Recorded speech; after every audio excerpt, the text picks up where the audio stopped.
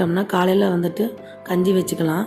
நம்ம இது உடனே நுணுக்கி செஞ்சு குக்கரில் வேக விட்டோம்னா பொங்கி ஊற்றிடும், அது சத்துக்கள் எல்லாமே போயிடும். அது வந்து பொறுமையாக காய்ச்சிக்கிட்டு இருக்கணும் நம்ம அடுப்பை ஸ்லிம்மில் வச்சு. நான் எப்பயுமே நைட்டு ஊற வச்சு இந்த மாதிரி செஞ்சோம்னா கஞ்சி நல்லாயிருக்கும். நீங்களும் இதே மாதிரி செஞ்சு பாருங்கள். கருப்பு கவுனி அரிசி கஞ்சி ரொம்பவே நல்லது உடம்புக்கு. நைட்டு ஊற வச்ச 1 கிளாஸ் அரிசியை தண்ணியை வடிச்சிட்டு நம்ம 5 கிளாஸ் தண்ணி ஊற்றி வேக விட்டுக்கலாம். 1 கிளாஸ் அரிசிக்கு 5 கிளாஸ் தண்ணி. இது மாதிரி மலம் பூண்டை உரித்து எடுத்துக்கலாம். அப்படியே ஒரு 20 பல்லளவு வந்துச்சு, அப்படியே போட்டேன்.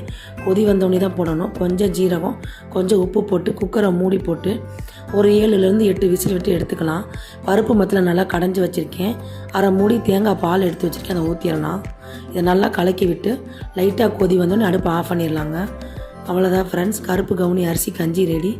இது மாதிரி செஞ்சு கொடுத்தீங்கன்னா உங்கள் குழந்தைங்க கண்டிப்பாக குடிப்பாங்க. இது ரொம்பவே சூப்பு மாதிரி இருக்கும், கஞ்சி மாதிரி இருக்காது. இந்த வீடியோ பிடிச்சிருந்தா